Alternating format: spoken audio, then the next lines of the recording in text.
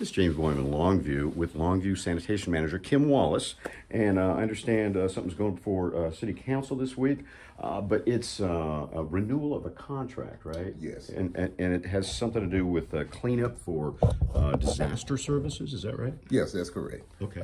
We go through an extensive process of basically, we started with 9 different vendors. Each they specialize in moving debris. After some type of storm, it could be from hurricane winds, straight line winds, tornadoes, even from an ice storm. And so technically what the city of Longview does, we contract with these vendors.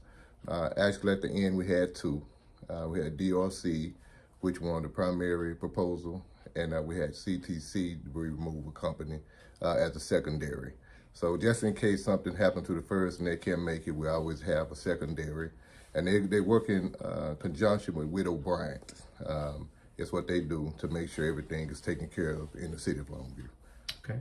Yeah, I think that's something that maybe people don't think about that much is where does all the debris go? I guess like tree debris would go one place and then you guys would try to separate it as much as possible? Yes, and technically what would happen is during that process, there would be a site actually that we would pick out and recommend. And we would separate everything from tree debris to white goods, which is like washing machine dryers. Also anything like refrigerators, have to make sure that the refrigerator is moved from those. So everything is actually separated and disposed of in a different way. Okay, and so yeah, I guess building debris that would go in the same spot initially, right? Yes. So everything goes to the same spot, but everything is actually separated because when we start to haul it, we have to make sure we get everything taken to the proper location. So that's what those companies do. So when they come in, they would actually monitor that. There will be monitors to make sure that everything is actually taken to the right place, the amount that is hauled. So there's monitors watching over all of that. And at the end, they haul it off and they also clean up the site, which they was working on, back to the normal restoration, the normal position that it started. I see. Okay, and then I guess where does this different debris go? Well, and that depends. Some will actually go to different recycling.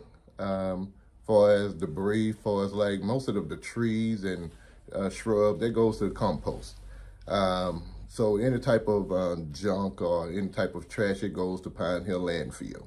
And so we have Rivers Recycling there for the recycling. So depending on the contractor who comes in, we pretty much from there working with Widow Bryant, we'll actually figure out exactly where we're taking this debris to. We're actually doing a trench burn right now. We had so much debris from the last couple of storms that we've had that the compost kind of filled up. And so now we're doing a controlled trench burn to reduce that material out there.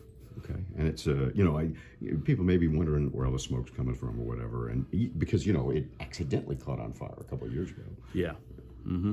Well, there's not, when you do a trench burn and you do it correctly like our crews are doing right now, there's very little smoke.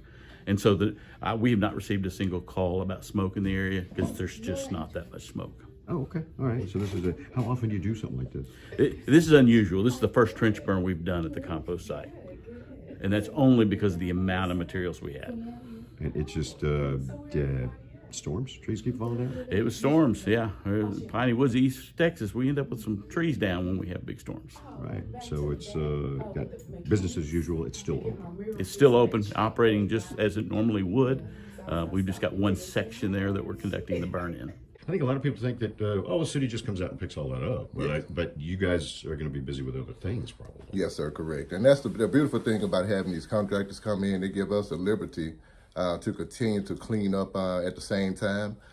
We can't get everything over the years, from streets and drainage to sanitation to water and sewer. We work in conjunction to handle pretty much everything within the city. But if a bigger storm hits, then that's where the contractors would come in because we would need that assistance. Okay, backup. Yes. All right, anything you want to add? No, always whenever a storm hits, patience is going to always be the key because it doesn't get cleaned up in a day, a week, or even a month. If the storm is big enough, it could take several months to actually clean it up. So patience is going to always be the key. All right. Okay, well, thanks a lot. I appreciate all the information. Yes, sir. So there you go. The city has things in line to get things cleaned up if it gets really bad. Yes. Okay. All right, thank you. All We'll right. have more later on KLTV 7 News and KLTV.com. He's got to go. He's got stuff to do. All right.